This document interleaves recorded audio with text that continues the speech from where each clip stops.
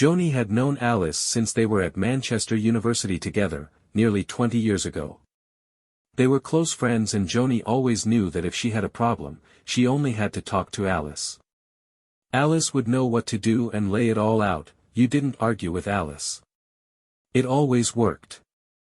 Not that Alice was bossy or dominant, but, when it was needed, you knew that doing it the way Alice suggested was the only way. The way she raised her eyebrow or uttered the immortal phrase, "I think not," would end any argument. One incident had passed into university legend. Alice had been at a party with some of the rugby club who were celebrating a hitherto unheard-of event, that of drinking the climbing club under the table. They were on their way back to their hall of residence. Their choruses and erratic movement attracted the attention of Constable Barry Hughes, who radioed in for a paddy wagon to take the revellers down to the Titanic. The lads were corralled and invited to enjoy some alternative accommodation for the rest of the night. The lads had just vanquished the climbers at drinking and, in their own eyes, they were invincible.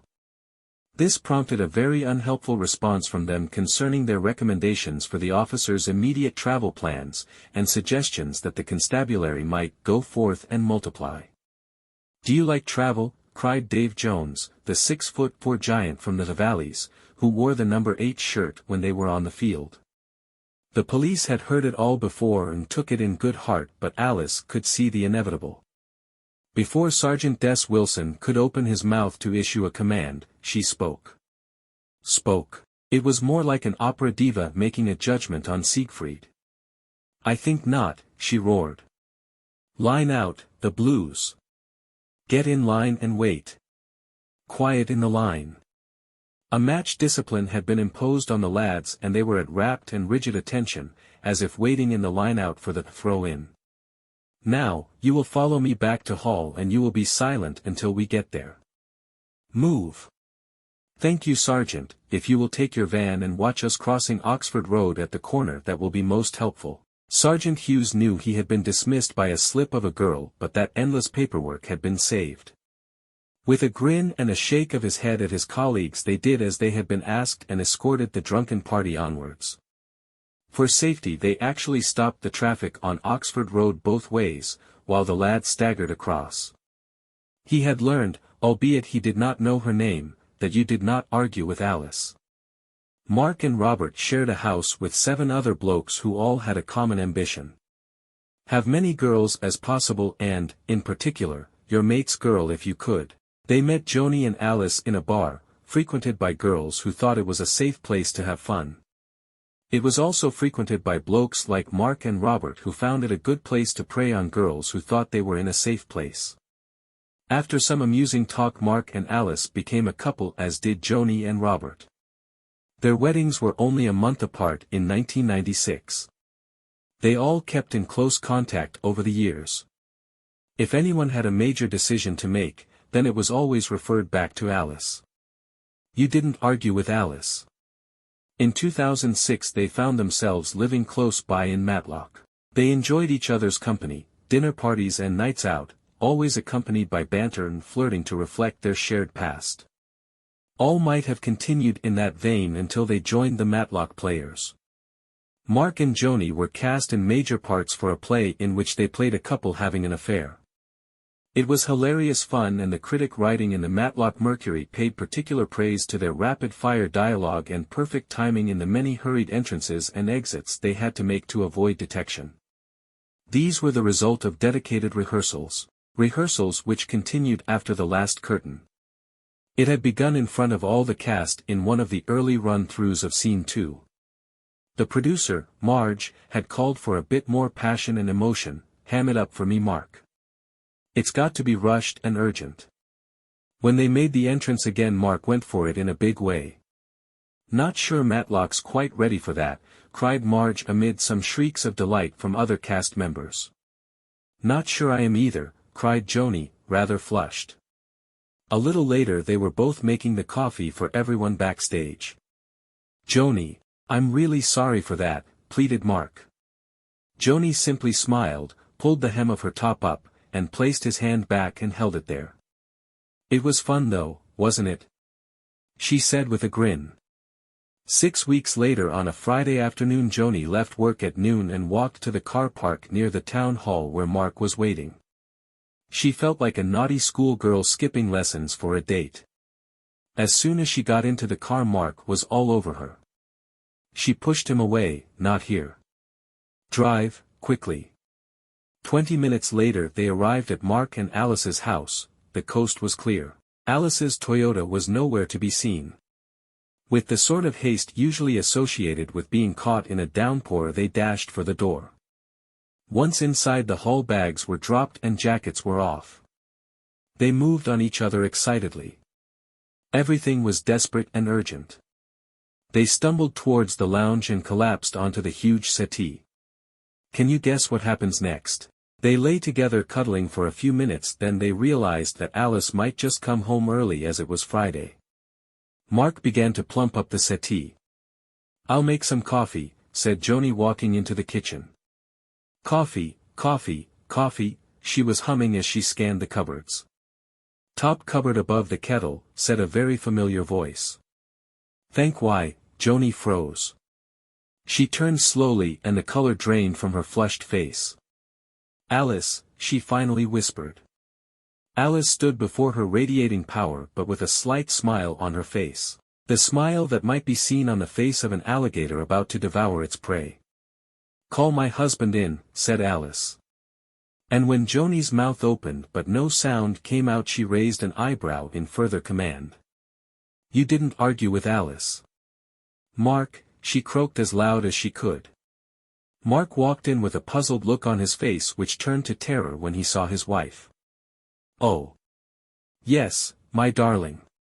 Very deep and up to your neck," replied Alice. The three of them stood there for 2 minutes while Alice piled the agony on silently. "I'm sorry," mumbled Mark. "We didn't know you were home," he said lamely. "Well, that's a relief. I would hate to think you did know I was home and carried on regardless. I have some very interesting video on my iPad." "Your car isn't here," said Mark. "If you had looked at the calendar this morning you would have seen that it is having its MOT in service this afternoon. Peter is dropping it back when it's done. In fact, that sounds like him now. Wait here." Alice moved past them to the front door and they heard her call. "Bless you, Peter, you're a darling. Hang on, I'll get my jacket and run you back." She returned to the kitchen. "I won't be many minutes. Make a pot of tea for us all, Joni, then we will sit down for a nice chat when I get back." They heard the car drive off and looked at each other, still in a deep state of shock. "What are we going to do?" asked Mark. "I've always wondered about trying to argue with Alice," replied Joni, "but this doesn't seem like a good time to start. I am going to make that tea. Where do you keep it?" Less than 10 minutes later Alice walked in and found the pair sitting at opposite ends of the table. She almost laughed as they both stood up, as if the teacher had walked into the room. "Well," she thought, "a lesson there is going to be. This won't do. Mark, go and sit next to Joni. I want to be able to look at you both at the same time." "That's better. Now, how and when did this begin?"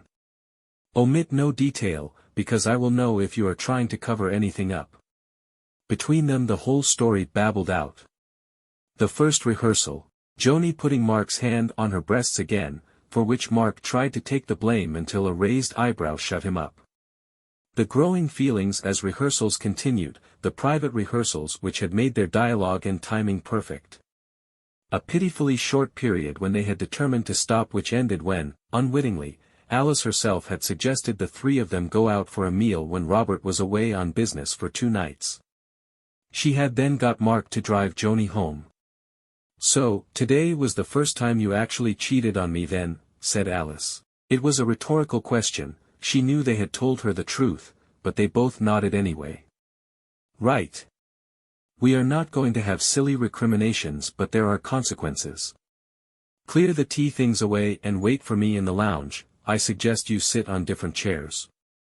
With that Alice disappeared upstairs.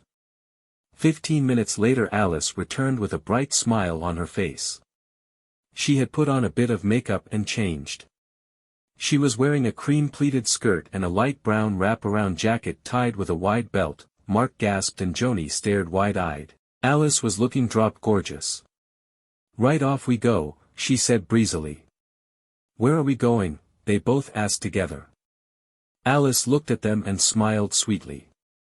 "We're going to see Robert, of course." Mark and Joni looked at each other and the feelings of doom returned. They got to the car and Mark was told to sit in the back while Joni sat with Alice in the front. Mark was hoping the car wouldn't start and Joni was praying that Robert had suddenly had to dash to head office in London. But less than a quarter of an hour later Alice pulled the car onto Robert and Joni's drive. Robert's car was parked at the side where it usually was. He was home. "Oh, before we go in, darlings," said Alice, "neither of you is to say a word until I say so. Is that quite clear?" They nodded.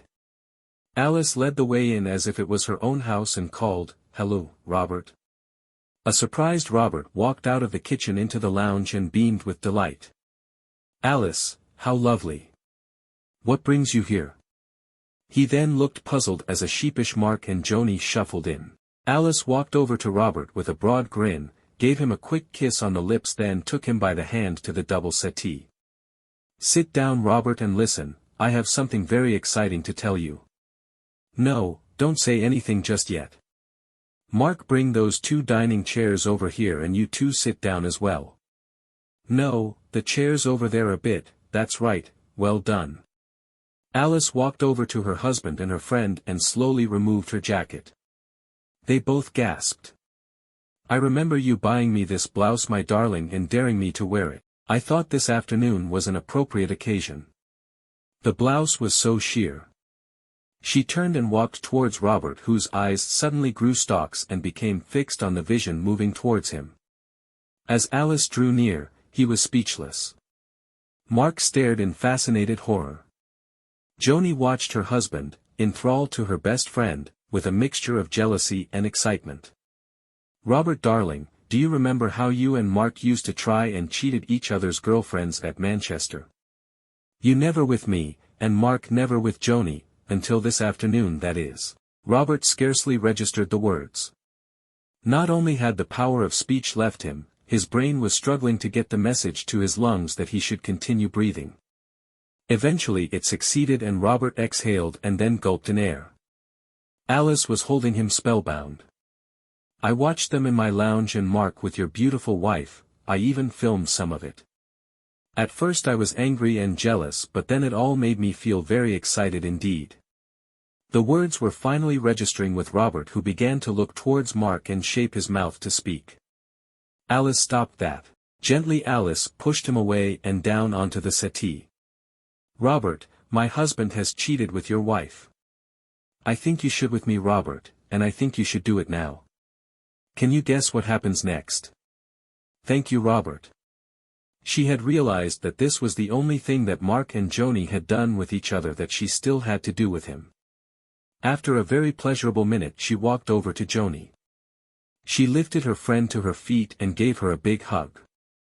"Still bestest friends, Joni," she said with a hopeful smile. Joni's face broke into a relieved beaming smile. "Yes, oh yes, still bestest friends." Alice took Mark over to Robert. "Shake hands, you two." To both her huge relief and Joni's, the 2 men suddenly grinned and shook hands. "Like being back at Manchester, mate," said Mark.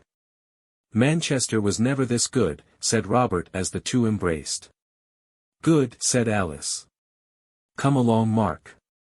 You 2 are coming to lunch at our house tomorrow, please." With that final command she marched her husband out to their car, leaving a slightly bemused Robert and Joni behind them. "You really with Mark?" "You just with Alice," countered Joni. Robert thought for a moment, then grinned. "Right," he said, "but you don't argue with Alice, so what's your excuse?"